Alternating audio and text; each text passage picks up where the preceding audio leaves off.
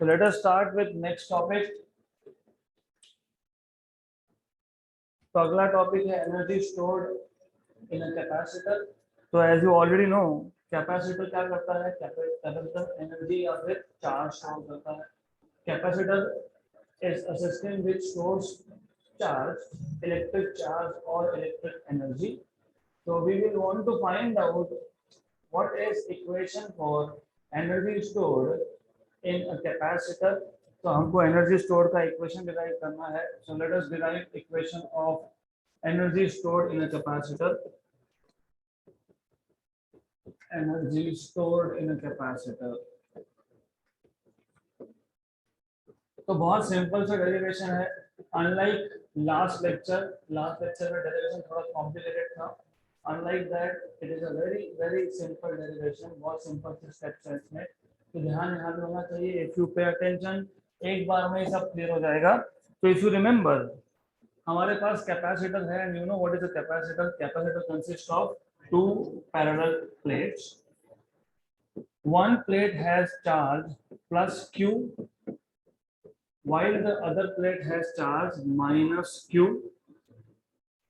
Imagine ये capacitor fully charged है, and under fully charged condition, the potential difference between the plates of capacitor is V, capital V. So in fully charged condition, potential difference between the plates of capacitor is capital V, and under fully charged condition, the charge on either of the plate, the magnitude of charge on either of the plate is Q. So by definition, if you remember, C equal to Q by V.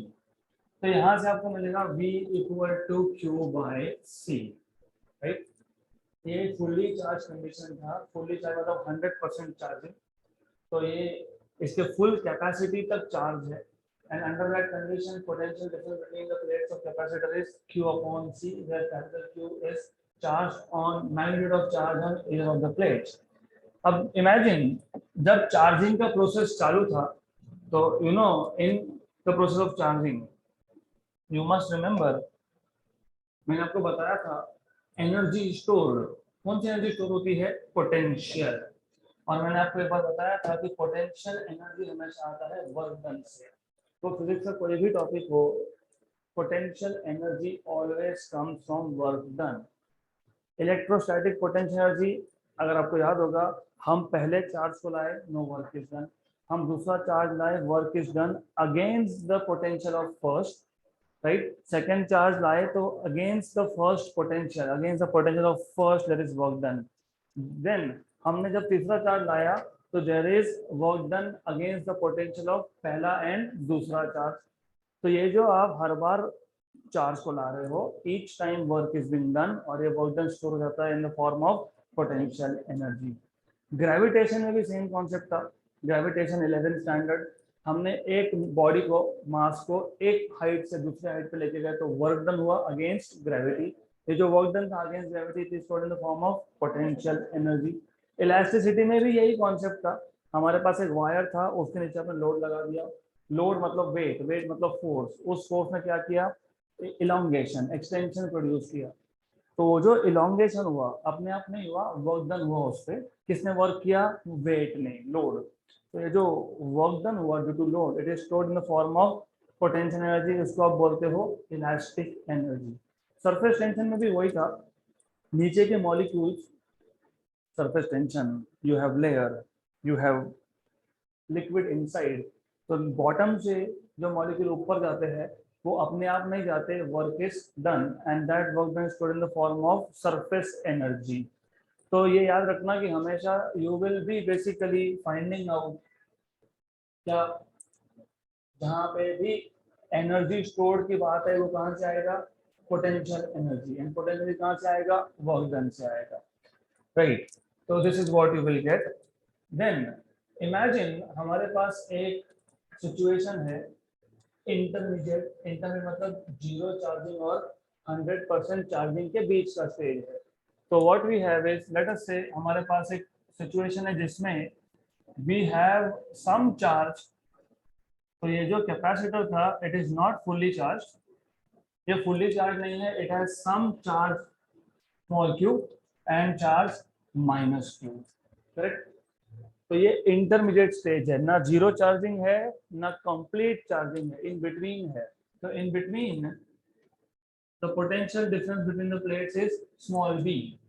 जब fully charge था तो potential difference was capital V, और जब in between है intermediate, what is potential difference small v, what is charge q, right, small q. So you can write small q upon c as potential difference. तो एक चीज अच्छे से समझ लो, c change नहीं होगा। क्यों नहीं होगा? What is the formula of capacitance of a parallel plate capacitor? A epsilon 0 by d। वो डिपेंड करता है दो प्लेट में कितना डिस्टेंस है, वो डिपेंड करता है what is the area of the plates, right. So it depends on area of the plates as well as distance between the two plates as well as दो प्लेट्स के बीच में कौन सा मटेरियल है, whether you have dielectric slab or not. तो capacitance will not change, क्योंकि दोनों situation में कैपेसिटर सेम था, दोनों प्लेट सेम है, डिस्टेंस भी सेम है। तो सिर्फ चेंज क्या हुआ, एक था फुल्ली चार्ज कंडीशन जिसमें चार्ज कितना है कैपिटल क्यू, एक है इंटरमीडिएट स्टेज जिसमें चार्ज कितना है small Q. Potential difference between the two plates when fully charged is capital V. Potential difference between the two plates in intermediate stage is small v. So small v is small q by c and capital V is capital Q by c. यहाँ तक clear? हमको find क्या करना है, energy store. और energy store कहाँ से आता है, वर्क डन से। तो ऑब्वियस बट ऑब्वियस वर्क कब होगा, जब हम यहाँ पे एक्स्ट्रा चार्ज डालेंगे। इमेजिन कि हम यहाँ पे एक्स्ट्रा चार्ज ला रहे हैं, we are bringing some extra charge dq। तो जब आप एडिशनल चार्ज लाओगे तो there will be work done. और आपको ऑलरेडी पता है वर्क डन इन इलेक्ट्रोस्टैटिक्स, याद है क्या? वर्क डन, यहाँ पे small amount of work done, क्यों? क्योंकि यहाँ पे small amount of charge you are putting, तो work done is equal to potential into charge, charge that you are moving, कौन सा चार्ज मूव कर रहे थे, dq इनटू पोटेंशियल। तो ये हो गया work done in adding extra charge dq on one of the plates of capacitor. But what is small v, it is q by c, और ये आ गया dq। ये वर्क डन है to put extra charge dq। अगर मुझे total work done निकालना है, total work done in charging the capacitor from zero charge to full charge, what is full charge, capital Q। तो कैसे करते हो, integration zero charge to full charge dw। What is dw, what is dw, dw अभी भी लिखा है आपके सामने, what is w, q by c dq। मैंने बताया capacitance will be constant because capacitance depends on area of the plate and distance between the plates। ना हमने एरिया चेंज किया, ना हमने डिस्टेंस चेंज किया, ना हमने बीच में स्लैब इंसर्ट किया, तो इसका मतलब c क्या है, कांस्टेंट। कांस्टेंट कहाँ आएगा, इंटीग्रेशन के बाहर। तो जीरो से q small q dq। What is integration of q dq, what is integration of x dx, what is integration of x raise to n, x raise to n plus one upon n plus one, नहीं minus नहीं plus होता है। अगर हमारे पास q dq है तो x की पे क्या है q, और d रेज टू क्या है 1, तो यहाँ क्या आएगा 1 plus one upon 1 plus one, मतलब q स्क्वायर बाय 2, तो q स्क्वायर बाय 2 आएगा। तो you will have here this integration, you will get q square by 2 from 0 to capital Q। 2 constant है, कांस्टेंट को बाहर ही लिख देते हैं, देयरफॉर यू विल हैव, हम क्या फाइंड कर रहे हैं, वर्क डन। तो वर्क डन इज 1/2c, और यहाँ पे हमारे पास लिमिट्स है, तो पहले क्या करते हैं, अपर लिमिट, फिर माइनस लोअर लिमिट। तो अपर लिमिट में क्या डालोगे, कैपिटल Q का स्क्वायर माइनस 0 का स्क्वायर। तो work done W equal to Q square by 2c। But by definition this work is stored in the form of potential energy। तो potential energy क्या हो गया, q स्क्वायर बाय 2c। ये कौन सा situation है, ये है फुली चार्ज, करेक्ट। ये एक इक्वेशन बन गया, ऐसे दो और बनेंगे। How come, do you see here, यहाँ से capital Q you can write down c into v। तो put Q equal to CV. Therefore, potential energy will be C square V square upon 2C. एक C cancel, तो 1/2 CV square. ये दूसरा equation मिल गया. ये equation भी potential energy का है. पोटेंशियल एनर्जी क्या बोलते हैं यहाँ पे? Energy stored in the capacitor. तो ये इलेक्ट्रोस्टैटिक एनर्जी है. Okay, this potential energy is called as electrostatic energy या फिर electric energy of a capacitor. Then तीसरा भी आप कर सकते हो. कैसे? Simple simple simple 1/2 CV square था, अलग अलग कर लो. What is C into V? What is C into V? Q. तो ये आ जाएगा 1/2 Q into V, right? QV by 2. So you have three different equations of energy stored in a capacitor. तो बहुत सिंपल डेरिवेशन है, very simple compare to last session. ये बहुत simple है. तो वापस एक बार देखेंगे. And this time we will also put down some theory part also. So to always start off with diagram की जरूरत बेसिकली नहीं है यहाँ पे, but then you do not need diagrams over here. इसमें डायग्राम की जरूरत नहीं है हमको, but remember, you just have to remember basic idea. तो हमारे पास क्या है? हमारे पास कैपेसिटर है. कौन सा कैपेसिटर है? पैरेलल प्लेट कैपेसिटर है. गुड. यू शुड नो कि पैरेलल प्लेट कैपेसिटर में फुल्ली चार्ज कंडीशन में एक प्लेट पे या फिर दोनों में से किसी भी प्लेट पे magnitude of total charge is capital Q and potential difference between the two plates is capital V. तो स्टार्ट यहां से करेंगे. We will say consider a parallel plate capacitor, a parallel plate capacitor of plate area A, of plate area A and distance D, between the plates.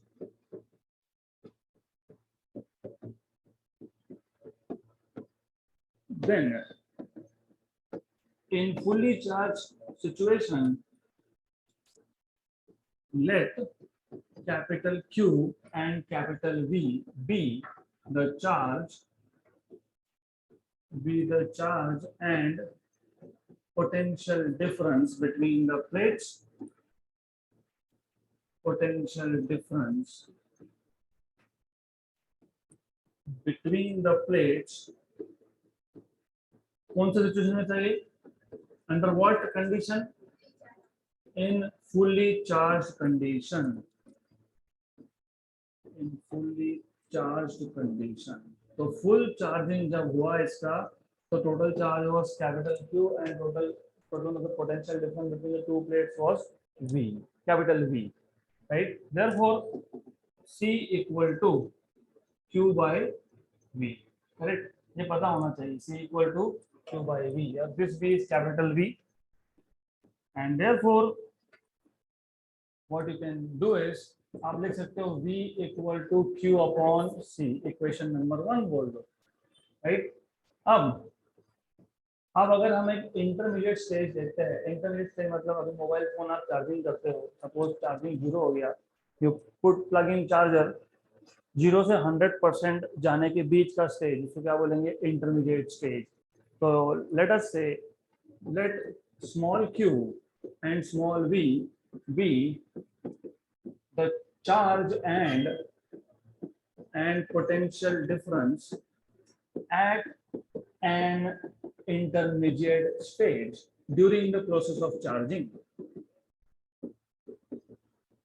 During the process of charging. तो जब हम charging process में थे उस time पे intermediate stage पे at some instant of time charge is q and potential difference is v during the process of charging. तो at this instant, जैसे आपने यहाँ पे लिखा v equal to capital Q by C, similarly at this instant you will have small q by C equal to v. Potential difference between the two plates is small q by C, where where V is potential difference at intermediate stage. ये जो intermediate stage था उस time पे जो potential difference है that is basically V. यहाँ तक clear? Good. अब जब चार्जिंग होता है तो चार्ज धीरे धीरे बैटरी में जाता रहता है. उसमें से हमने एक इंटरमीडिएट स्टेज देखा जब चार्ज कितना था, स्मॉल क्यू था. अब एक्स्ट्रा चार्ज आएगा, लेट अस से स्मॉल अमाउंट ऑफ चार्ज, क्या बोलेंगे उसको, डी क्यू. तो small amount of charge is D Q. So let dq be the additional charge deposited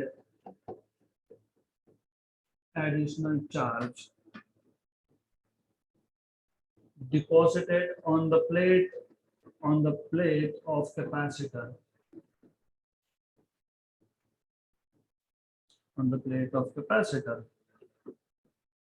we know that, what do you know, work done. What is work done in moving a charge into potential difference? So we know that work done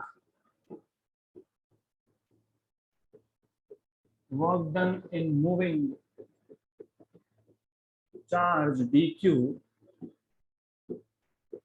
against potential V. कौन सा potential, small v capital, against potential V, small v, is given by, so it will be dW equal to work done, मतलब charge that you are moving into small v. Equation number 3. लेकिन equation number 2 में हमारे पास था Q by C, तो V equal to Q by C, तो substitute कर देंगे यहाँ पे. तो work done dW will be V, what is V, Q by C dQ. Therefore from equation number 2 and 3, what you will get is work done dW equal to dQ, or V, what is V, Q by C. Correct. ये आ गया equation number 4. ये था work done in moving additional charge dQ. हमें क्या निकालना है, total work done. क्यों? Because total work done is the amount of energy stored in capacitor. तो total potential energy will become total energy of capacitor. तो जब भी ये वर्ड आए टोटल फिजिक्स में तो क्या करते हो, integration. Therefore total work done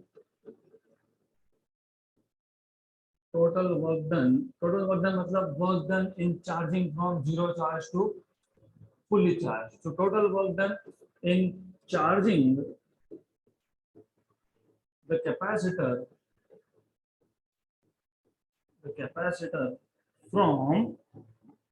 from zero charge to fully charged Q, capital Q, is W, which is equal to integration 0 से dq तक dW. Therefore W equal to 0 to capital Q. What is dW? Q by C dQ. इसमें कौन constant था, C constant था, तो वो बाहर. Integration 0 से capital Q, Q dQ. What is integration Q dQ? Q square by 2. What is integration H dx?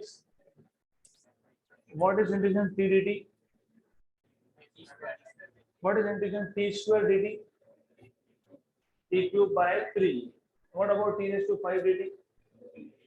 6 by 6. तो सिर्फ एक से पावर बढ़ाना है, उसी को डिवाइड करना है. तो you will have this equal to 1 by C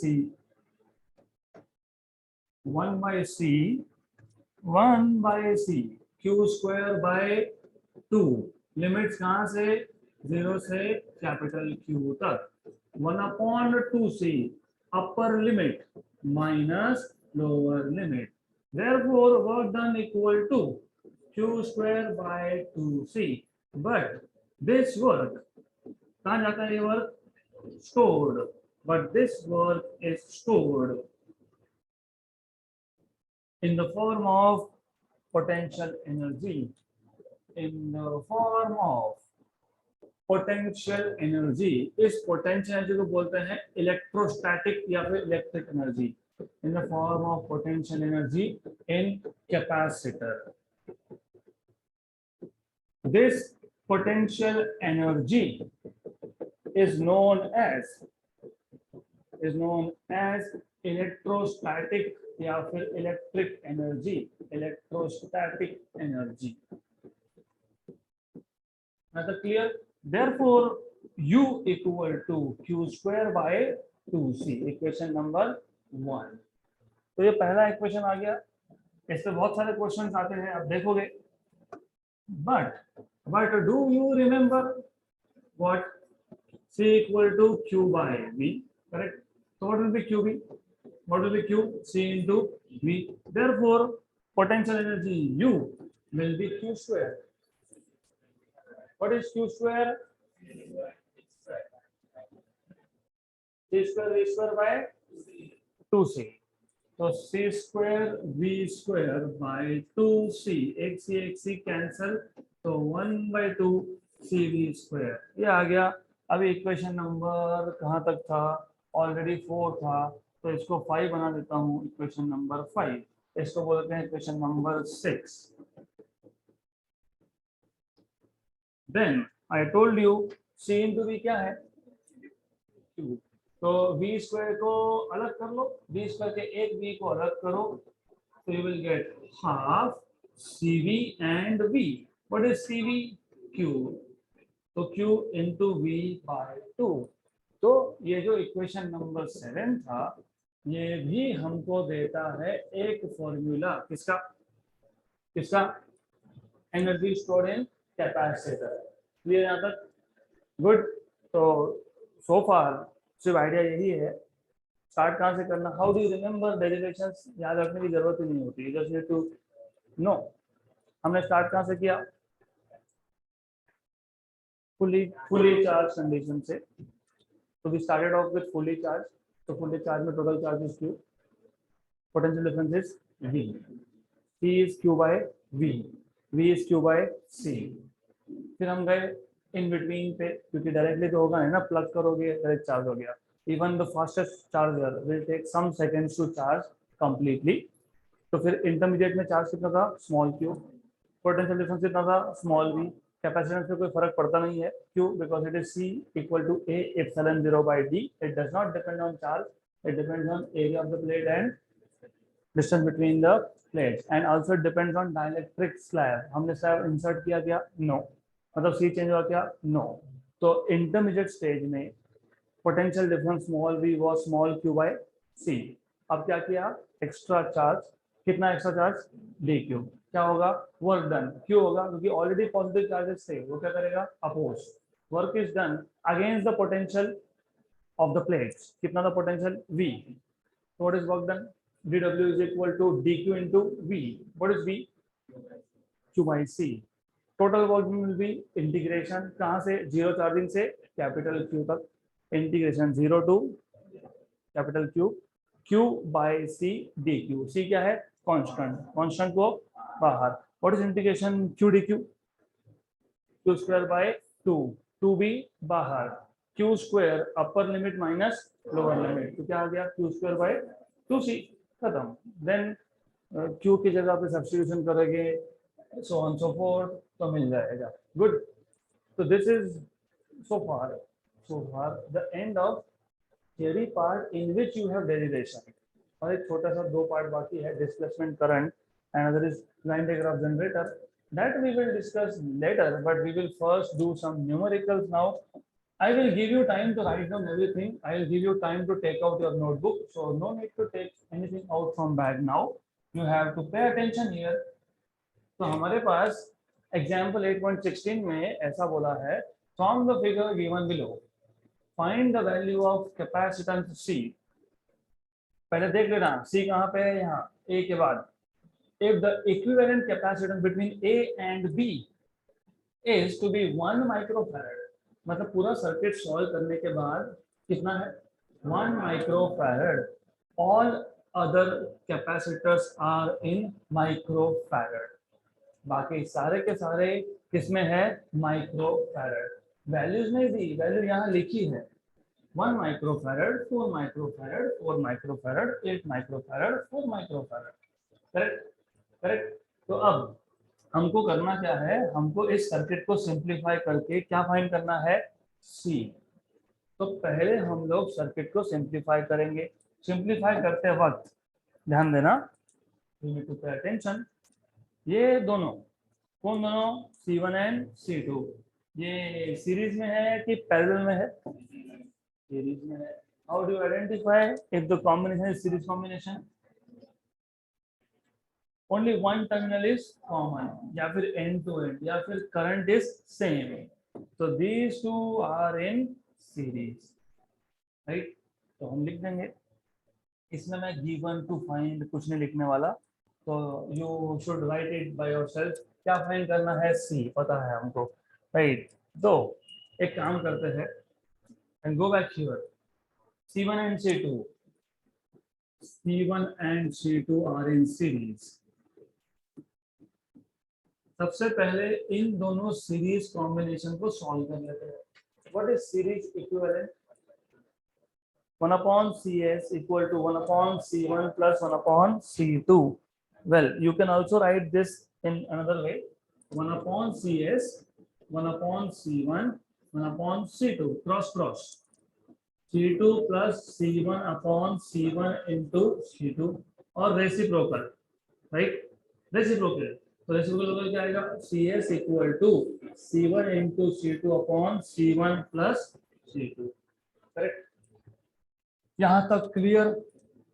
तो जो ये दोनों कौन से दोनों, C1 है C2, ये किसमें थे, तो मैं इन दोनों को हटा के एक लिखूं, एक लगाऊंगा यहाँ पे, दोनों को निकाल दूंगा, and I will put only one and I will call this as CS। मैं सर्किट सिंप्लीफाइड बाद में ड्रॉ करूंगा, पहले हम लोग थोड़ा सा कैलकुलेशन कर लेते हैं।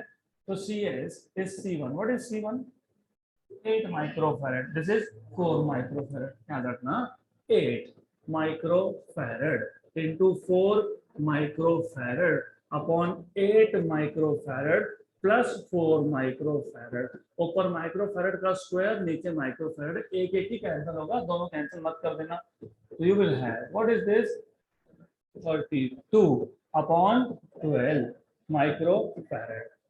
How much is this? 4 3 4 8 8 by 3। अब इसको ज्यादा सिंप्लीफाई करो मत, just keep it as 8 by 3 microfarad। Then if you see, जैसे C1 C2 सीरीज में थे, वैसे C4 C5 पैरेलल में है। तो इन दोनों को हटा के हम एक सिंगल लगा के बोल देंगे ये CP है। तो सिमिलरली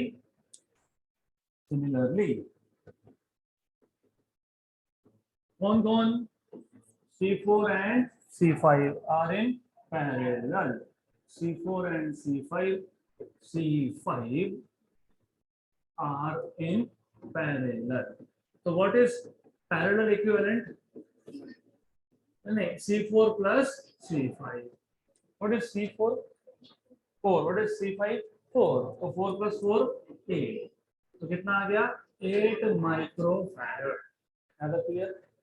तो अब पहला स्टेज में इतना कर दिया सफिशिएंट है। अब जो सर्किट है वो कैसे सिंप्लीफाई होगा, मैं जनरल ड्रॉ कर लेता हूँ और बाद में मैं एग्जैक्ट ड्रॉ करूंगा। तो I will be drawing just general now. ऐसा कुछ था, it was something like this, यहाँ पे ए पॉइंट था, यहाँ पे बी था, then you have a capacitor over here जिसका कैपेसिटी फाइंड करना है, ये है C, correct, this is C capacitor, this is C. देन यहाँ पे दो थे C1 एंड C2, वो हटा के क्या लगाओगे CS, तो अब यहाँ क्या लिखोगे CS, तो यहाँ पे अब आ जाएगा CS।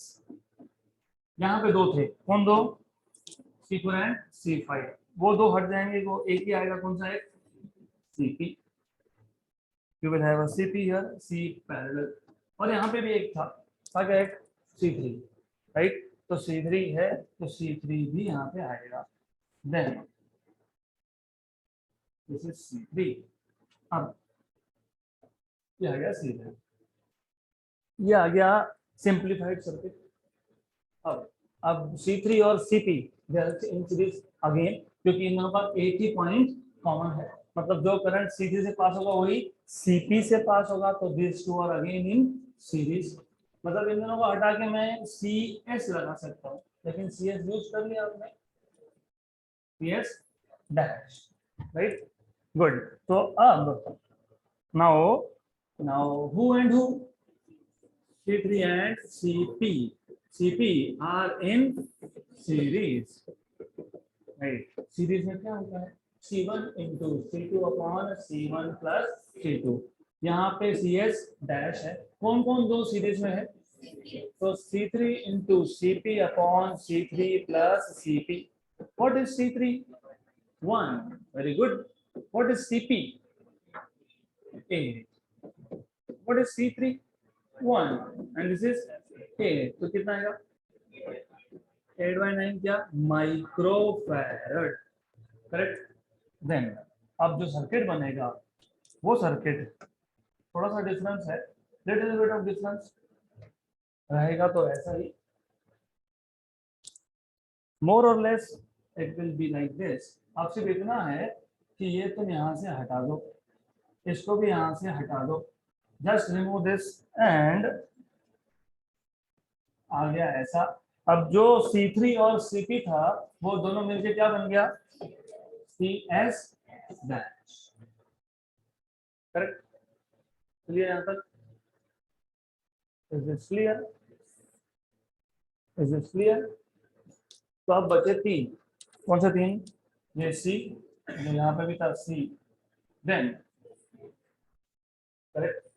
अब now if you see CS dash और CS वो इस पॉइंट में और इस पॉइंट में, मतलब दोनों का एक एक टर्मिनल और दूसरा टर्मिनल क्या है, कॉमन है, तो इसको क्या बोलते हो, parallel combination.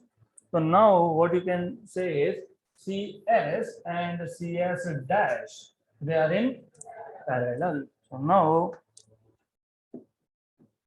now CS and CS dash are in parallel, क्योंकि ये दोनों पैरेलल में थे, तो अब इन दोनों को हटा के एक ही आएगा, वो आएगा CP डैश, वो आएगा CS plus CS dash. What is CS, 8/3।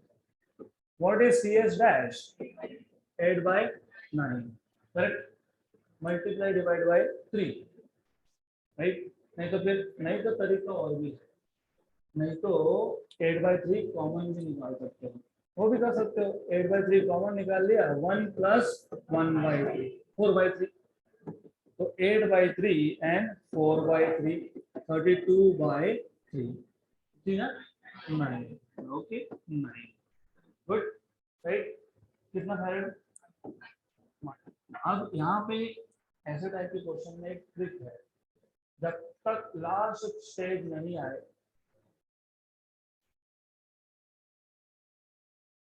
जब तक लास्ट स्टेज नहीं आए तब तक वैल्यू सब्स्टिट्यूट हमने किया तो है, उसको सिंप्लीफाई करना नहीं, नहीं तो फ्रैक्शन में लाओगे तो गड़बड़ हो जाएगी। तो जब तक लास्ट स्टेज नहीं आता तब तक क्या नहीं करना है, फ्रैक्शन में लाना नहीं है। तो 32/9 को 32/9 ही लिखो, नहीं तो 1 and 3 point something, ऐसा करने गए तो गड़बड़ हो जाएगा। लास्ट स्टेज तक, लास्ट स्टेप तक डू नॉट ब्रिंग फ्रैक्शंस, यही ट्रिक CET का, यही ट्रिक JEE का, यही ट्रिक नीट का, नहीं तो गड़बड़ होगी। ऐसे ही गड़बड़ हो जाता है तो फिर फ्रैक्शन में तो और प्रॉब्लम है। अब व्हाट डू सी, इन दोनों को हटा के क्या करूंगा, सिंगल। अब हमको कॉम्प्लिकेटेड सर्किट ड्रॉ करने की जरूरत नहीं है, ये आपके पास A पॉइंट आ गया, ये आपके पास B पॉइंट आ गया, ये जो C था, ये जो C था, ये C, और जो इक्विवेलेंट आया, कौन सा equivalent, CP dash, they are in series, तो ये C, ये CP dash. Now C and CP dash are in series.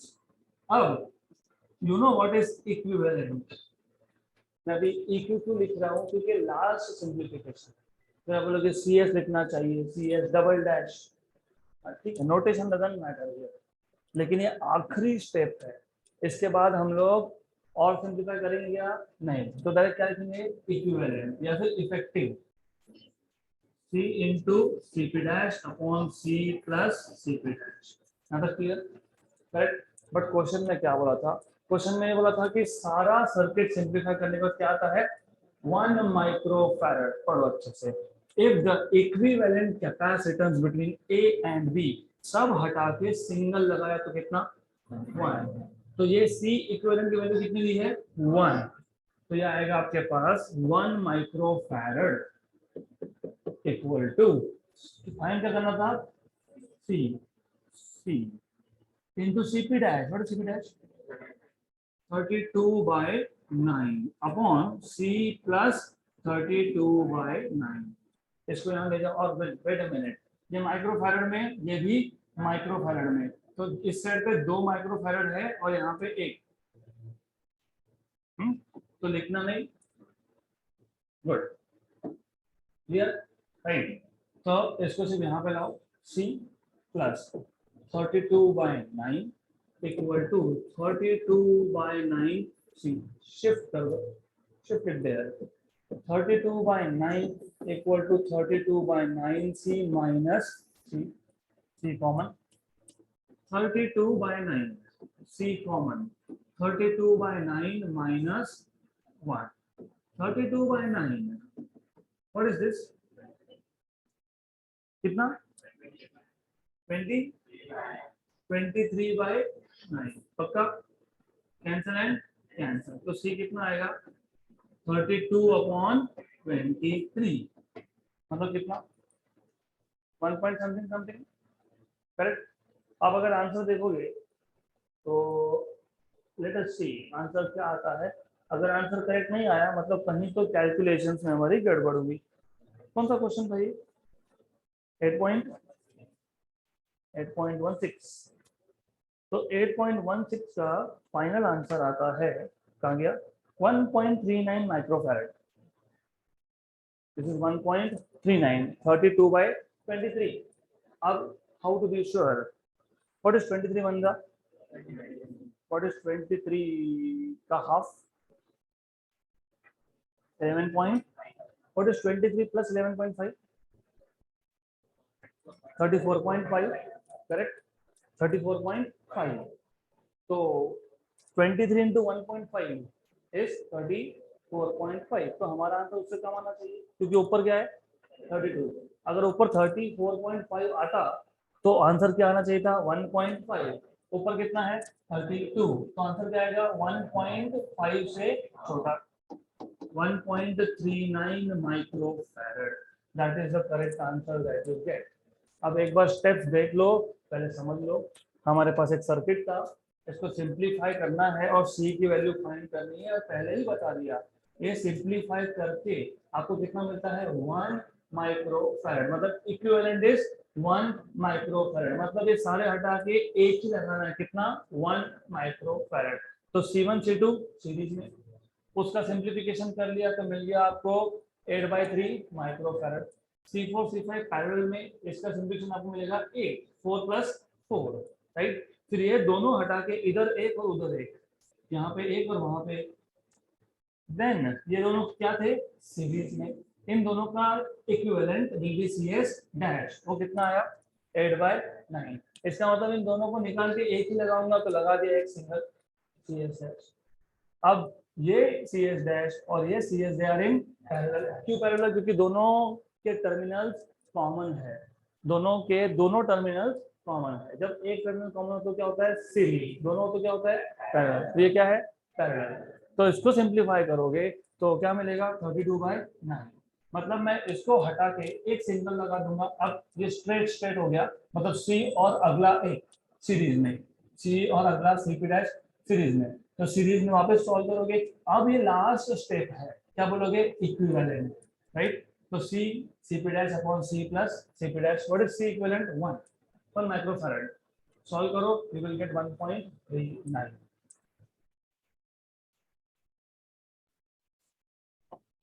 चलो नेक्स्ट क्वेश्चन, सबका ध्यान यहाँ पे। Example 8.17. A parallel plate capacitor has an area of 4 centimeters square and a plate separation of 2 mm. Calculate its capacitance. What is its capacitance if the space between the plates is filled completely with a dielectric having dielectric constant of 6.7? तो given में आपको बताया है in the given quantities what they are giving you area of the plate कितना 4 centimetre square. अब इतना practice हुआ है कि आपको पता होना चाहिए कि सेंटीमीटर स्क्वायर मतलब 10 power minus 4 metre square. Distance between the two plates is 2 mm, मतलब क्या 2 into 10 power minus 3 metre. Then दो केसेस है, you are supposed to find out in first case what is capacitance।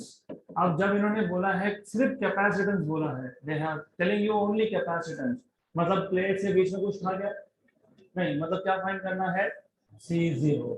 if you remember A0 by B, तो जब कुछ बोला नहीं है तो क्या अज्यूम करते हो एयर। नंबर टू क्या फाइंड करना है what is its capacitance if the same space, if the space between the two plates, दो प्लेट का जो स्पेस था उसको किससे फिल कर दिया डायरेक्ट्रिक स्लैब से विद कांस्टेंट 6.7। तो capacitance C in presence of medium, ये दो चीजें फाइंड करनी है। और अगर आपको फॉर्मूला याद होगा which you must remember, पहले केस का फॉर्मूला है C0 equal to A epsilon 0 by T। दूसरे केस का जोक है C medium equal to K into the case dielectric constant, और K की वैल्यू दी है आपको, कितनी दी है 6.7। तो very simple, number one C0 equal to A epsilon 0, A epsilon 0 by D। What was A? 4 into 10 power minus 4। Epsilon 0 is 8.85 into 10 power minus 11 to 12, 12, 11 to 12, 12 upon D. What is D? 2 to 10 power minus 3, 1 and 2 are 8.85 into 2। कैसे करना है calculation, कैसे करना है 9 into 2 कर लेना। क्या करना है 8.85 into 2, आप क्या करोगे 9 मल्टीप्लाइड बाय 2 कितना 18।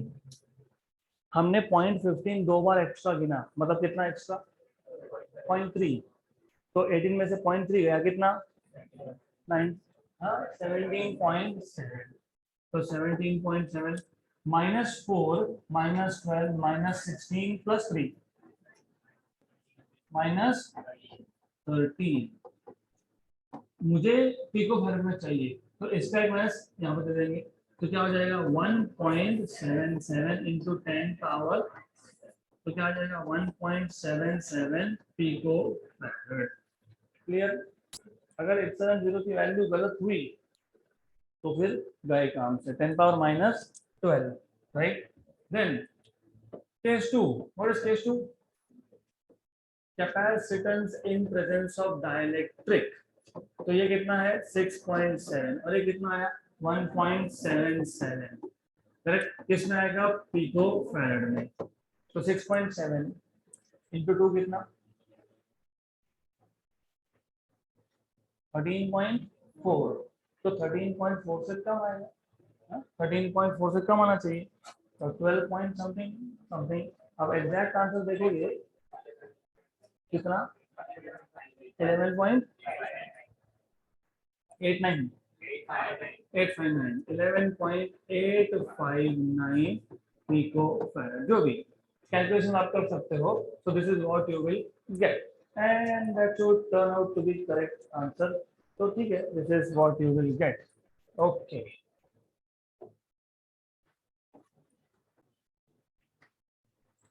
next question, example 8.18। in a capacitor of capacitance 20 microfarad, the distance between the plates is 2 mm if the dielectric slab of width 1 mm and dielectric constant 2 is inserted between the plates, what is the new capacitance? तो पहले question समझ लो. पहले case में बोला है capacitor का capacitance कितना 20. जब कुछ मेंशन नहीं किया होता है तो by default there is air between the plates, मतलब ये 20 माइक्रोफैराड क्या है C0. तो start identifying what are the different parameters given to you.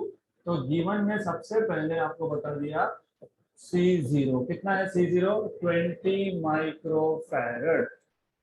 What is the plate distance 2 mm. 2 mm मतलब 2 into 10 power -4. Even though we will not be using this -3, हम इसको use नहीं करने वाले, फिर भी ठीक है -3. देन आगे बोला है डाइलेक्ट्रिक स्लैब जिसका विड्थ था 1 mm, मतलब thickness of the slab is 1 mm, which I will write down as d/2. d/2 लिखो या फिर आपको mm में लिखना तो mm में लिखो, doesn't matter. So you can say it is d/2 or you can say 10 power -3 metre. अब आगे बोला है डाइलेक्ट्रिक स्लैब का डाइलेक्ट्रिक कांस्टेंट कितना था 2. तो डाइलेक्ट्रिक कांस्टेंट K कितना है 2. Good. Then what is the new capacitance. तो आपको फाइंड करने के लिए बोला है व्हाट इज लेट अस से C dash, right, C dash. ये फाइंड करना है आपको. बी केयरफुल, थोड़ा सा संभल के. यहाँ पे गड़बड़ क्या होती है, इस केस में हमने डायरेक्टली लिख दिया new capacity is K into C0.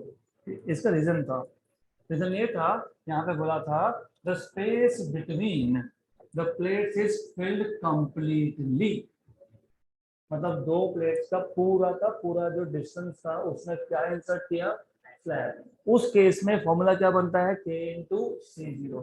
लेकिन हमारा जो अगला क्वेश्चन है वहां पे प्लेट डिस्टेंस कितना है 2 और स्लैब का डिस्टेंस कितना है 1 mm. तो पूरा फिल हुआ गया नहीं. तो फिर हम लोग कौन सा फॉर्मूला यूज करेंगे, याद है क्या? हमने एक फॉर्मूला डिराइव किया था, कल के ही सेशन में किया था.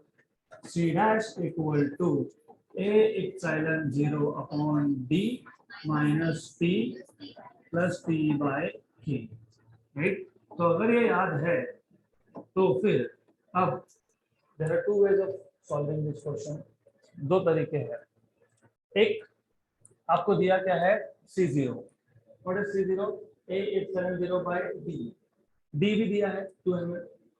तो A epsilon 0 फाइंड कर सकते हो. आपको गिवन में दिया है C0, but C0 is A epsilon 0. A epsilon 0 by D. तो यहाँ से आपको मिल जाएगा A epsilon 0 is equal to D into C0. ये सब्स्टिट्यूट करोगे इक्वेशन नंबर 1 में. तो फ्रॉम 1 and 2, ये एक मेथड, दूसरा भी है. तो from 1 and 2 C dash equal to A epsilon 0, but that is D into C0. क्यों किया मुझे ये नहीं पता था. Have they told you what is plate area? No. तो फिर हमने यहाँ पे A epsilon 0 की जगह पे लिखना है D into C0. So you need to write down D into C0 upon D minus T plus T by K. What is D? 2 mm. एक मिनट ध्यान सकते हैं यहाँ पे. mm में T भी mm में, ये भी mm में, तो लिखने का नहीं क्योंकि क्या होगा कैंसर. तो क्या आएगा 2 mm, क्या हो गया कैंसर. ये क्या था 20, क्या था माइक्रोफैराड अपॉन ये कितना है 2, ये कितना है 1, ये कितना है 1, ये कितना है 2. What is 2 minus 1? What is 1 plus 1 by 2? 3/2. तो आपको मिलेगा 40 upon 3/2, मतलब 80 upon 3 क्या माइक्रोफैराड. तो बताइए now what is this? 26.33. 25 into 3 is 75. Yeah, 26.33 microfarad. ये मेथड नंबर 1 है. मेथड नंबर 2 थोड़ा लेंथी है, तो उसमें क्या करेंगे, C डैश हमारे पास था A epsilon 0 upon D minus T plus T by K. C0 हमको दिया था वैल्यू और हमको पता है ये होता है A epsilon 0 by D, तो इन दोनों को डिवाइड भी कर सकते थे। इन दोनों को डिवाइड करोगे तो C dash upon CO equal to A epsilon 0 upon D minus T plus T by K upon A epsilon 0 by D। Cancel and cancel, D जाएगा ऊपर, राइट। ऐसा भी सॉल्व कर सकते थे, इसको भी आप सॉल्व कर सकते हो, क्योंकि यहाँ से अल्टीमेटली ये C0 कहाँ जाएगा, वहां पे। तो क्या बनेगा, C dash equal to D into C0 upon D minus T plus T by K, वही तो था you see, D C0 upon D minus T plus T by K।